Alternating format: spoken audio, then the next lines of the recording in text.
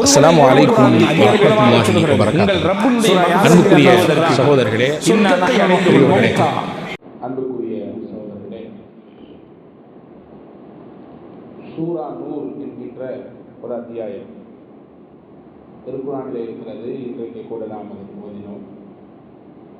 அதில் செய்தினா உமர் ரலியல்லாஹு அன்ஹு சொல்வார்கள், அல்லிமு நிசாஅக்கும் சூரத்தன் நூர், உங்கள் வீட்டு பெண்களுக்கு சூரா நூரை கற்றுக் கொடுங்கள் என்று ரசூலுல்லாஹி ஸல்லல்லாஹு அலைஹி வஸல்லம் சொல்வார். பெண்களுக்கு தேவையான பல்வேறு விதமான வாழ்வியல் சார்ந்த சட்டத்திட்டங்களை, வழிகாட்டுதலை தாங்கி நிற்கக்கூடிய ஒரு அத்தியாயம்தான் சூரத்து நூர் என்கின்றார். அதில் பல்வேறு செய்திகளை சொல்கிறார். முக்கியமாக அல்லாஹ் அதில் சொல்லக்கூடிய ஒரு தகவல், ஆயிஷா ரலியல்லாஹு தஆலா அன்ஹா அவர்கள் மீது தப்பும் தவறுமாக இட்டுக்கட்டுதல் நடந்தது. மதீனாவிலே நபி ஸல்லல்லாஹு அலைஹி வஸல்லம் அவர்களுடைய குடும்பத்தாரை இழிவுபடுத்த வேண்டும் என்பதற்காகவும், நபிகளை மன உளைச்சலுக்கு ஆளாக்க வேண்டும் என்பதற்காக வேண்டியும், நபிகள் நாயகத்திற்கு ஒரு தலைக்குடிவை ஏற்படுத்த வேண்டும் என்பதற்காக வேண்டியும் முனாஃபிக்கீன்கள் சேர்ந்து ஒரு கதை கட்டி விட்டார்கள். உலகத்துக்கு தான் கதை கட்டுறதுன்னா ரொம்ப பிடிக்குமே. இல்லாததையும் கொல்லாதையும் அப்படியே கதையை கட்டி விடுவார்களே. அப்படி ஹஜ்ரத் ஆயிஷா அம்மாவின் மீது இட்டு கட்டி ஒரு தப்பும் தவறுமான செய்தியை பரப்பினார்கள்.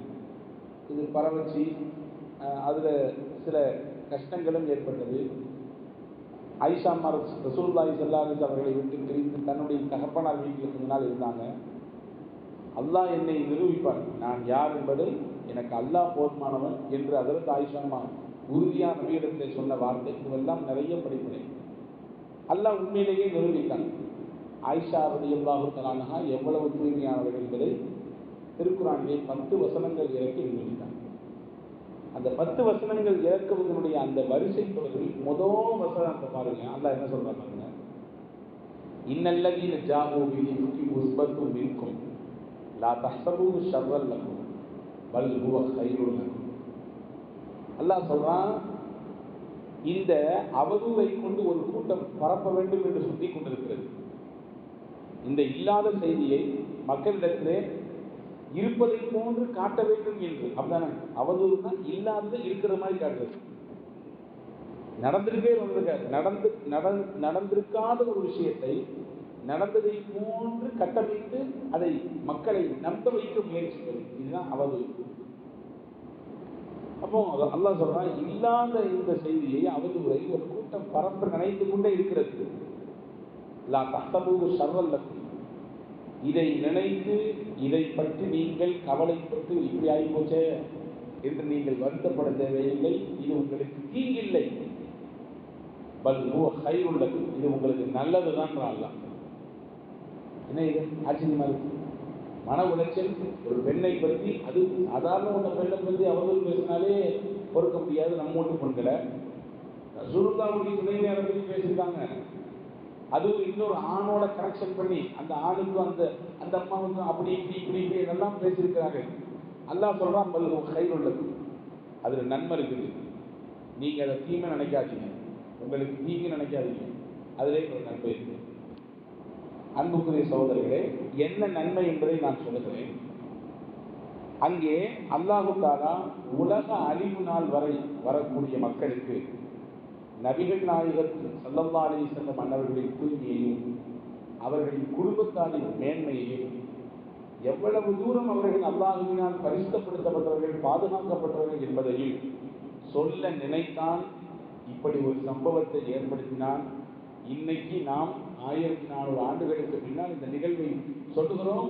இந்த நிகழ்வுக்கு பின்னால் இருக்கக்கூடிய சூழ்ச்சிகளையும் அவர்களின் சித்தநாட்டங்களையும் தோல்வி காட்டுகிறோம். இல்ல, அல்லாஹ்வின் தூதருடைய அந்த குடும்பத்தை கேவலப்படுத்த வேண்டும் என்ற எண்ணத்திற்காக முனாஃபிகீன்கள் வேலை செஞ்சாங்க. ஆனா அல்லாஹ் அதை கண்டுபிடிச்சான், அதை நிரூபிச்சான். எல்லாம் பொய், எல்லாம் செய்தவர்களுக்கெல்லாம் இவர்கள் தான் என்று அல்லாஹ் காட்டி கொடுத்தான் என்ற நிகழ்வு ஒரு 14 நூற்றாண்டுக்கு முன்னாடி நடந்தாலும் இப்பவும் அதை நினைத்து பார்த்து அந்த தூய்மையான நபிகளினுடைய குடும்பத்தை போற்றி புகழுகிறோம். இதுதான் இதில் இருக்கக்கூடிய முதல் கைது. இந்த நிகழ்ச்சி இங்கேயே முடிஞ்சு போகாம கியாமத் வரை நபியே உங்களுடைய மேன்மையும் உங்கள் குடும்பத்தாரின் மேன்மையும் உங்கள் குடும்பத்தார்களை அல்லாஹ் எப்படி பாதுகாத்தான் தவறுகளிலிருந்து தீய பேச்சிலிருந்து என்பதை உலகத்திற்கு சொல்ல அல்லாஹ் நாடினான்.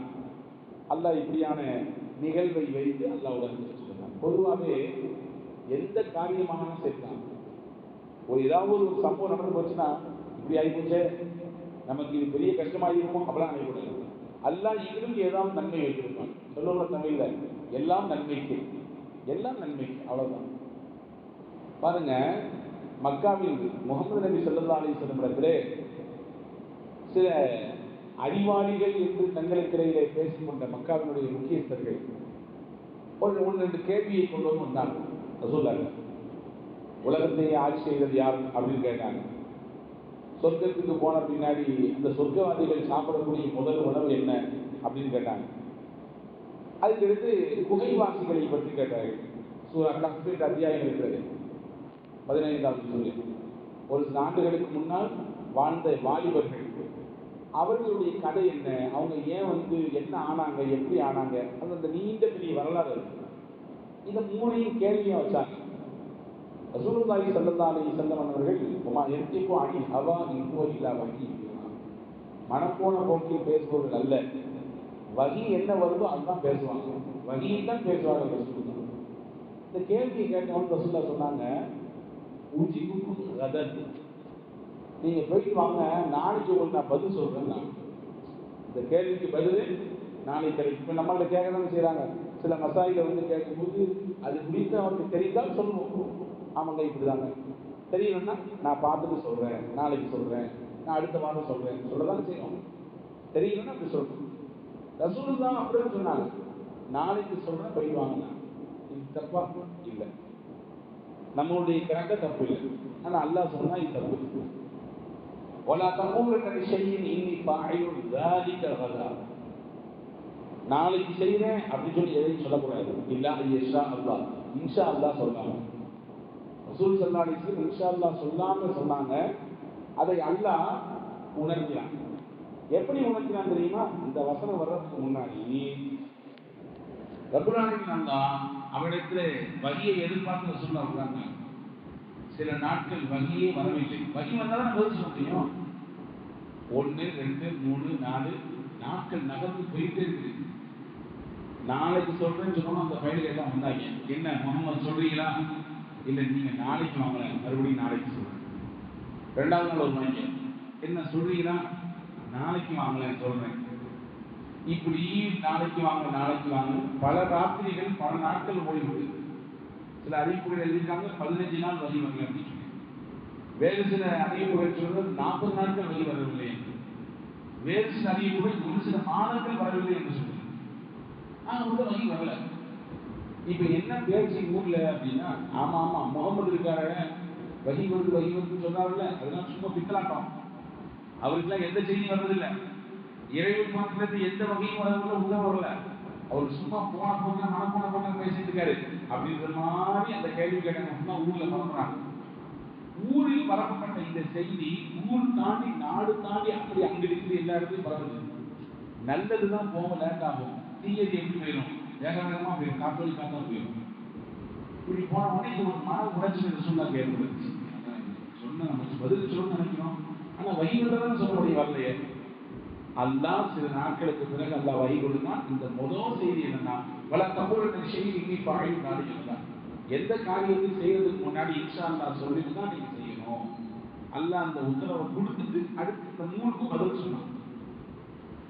நீ வெளியங்கத்துல பார்க்கும்போது இது ரசூலுல்லாஹ்வுக்கு மன கஷ்டம் மாதிரி தெரியுது, ஒரு சிரமத்தை கொடுத்த மாதிரி தெரியுது. ஆனா உண்மையிலேயே இது சிரமம் இல்லை. அல்லாஹ் இதுலேயும் கை வச்சிருக்கான், இதுலேயும் நன்மை வச்சிருக்கான். முதல் நன்மை என்ன தெரியுமா?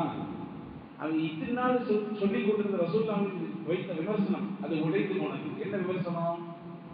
அவர் சொந்தமா போன போக்கில் பேசுகிறார். இந்த விமர்சனம் உடைஞ்சிச்சு. ஏன்னா ரசூலுல்லாஹ் சொந்தமா பேசுற ஆளா இருந்தா அன்னைக்கு அப்பத்தே பதில் சொல்லிருப்பாங்க. நான் சொல்லல, அந்த வகையை எதிர்பார்த்து உட்கார்ந்துருக்காங்க. அப்போ அவருக்கு ஏதோ ஒரு மறைமுகமான ஞானம் வருகிறது, செய்தி வருகிறது அப்படிங்கிறத ரசூலுல்லாஹ் இந்த நிகழ்வின் மூலமாக அல்லாஹ் உலகத்துக்கு சொல்ல விரும்பினார். 1. 2வது, அந்த கேள்வி கேட்கும் உடனே அல்லாஹ் பதில் சொல்லியிருந்தாலும் அங்க கேட்க வந்து 5 பேருக்கு மட்டும் அந்த செய்தி தெரிஞ்சிருக்கும். ஆனா அல்லாஹ் நான் இந்த செய்தி வழியாக நபிகள் நாயகம் ஸல்லல்லாஹு அலைஹி வஸல்லம் அந்த ரிசாலத்தை, அந்த தூதுத்துவத்தை பல பாகத்துக்கு கொண்டு போய் ஆசைப்பட்டான். அங்க கேட்ட கேள்விக்கு பதிலே மறுநாளே பதில் சொல்லியிருந்தாங்க. 4 பேர் 5 பேர் வந்து கேட்டு தலையாட்டு போயிருப்பாங்க. ஆனா அல்லாஹ் இந்த கேள்விக்கு பதில் கிடைக்கவில்லை அப்படிங்கிற தகவல் எல்லாத்துக்கும் பரப்பி விட்டு அடுத்து அல்லாஹ் பதில் சொல்றான். இந்த பதில் கிடைச்சவங்க எல்லாத்துக்கும் அந்த பதில் போய் சேர்ந்துச்சு. அப்ப நினைச்சாங்க, அப்ப அல்லாஹ்வின் தூதர் ஸல்லல்லாஹு அலைஹி வஸல்லம் சொன்னாங்க, இத்தனை நாள் தாமதித்ததற்கு இதுவும் ஒரு நன்மை இருந்திருக்கிறது. எந்த காரியமாக இருந்தாலும் ஏதாவது ஒரு தீங்கு இருக்கிறதா, நம்ம நினைக்கிற நடக்கலையா, ஏதாவது ஒரு இடர் ஏற்படுகிறதா, அல்லது ஒரு அவசரமாகவோ அல்லது அதை ஒரு வெறுப்பு கண்ணோட்டத்தில் பார்க்கக்கூடாது. அதிலேயும் உங்களுக்கு தெரியாத பல நன்மைகள் இருக்கும். அப்படித்தான் நீங்கள் பார்க்க வேண்டும். எது நடந்தாலும் அது நன்மையாகட்டும் அல்லது நீங்கள் விரும்பாததாகட்டும் என்பதை அல்லாஹ் அழகாக கற்றுத் தருகிறான். வல்ல ரஹ்மான் பேணி பின்பற்றி நடக்கக்கூடிய பாக்கியம்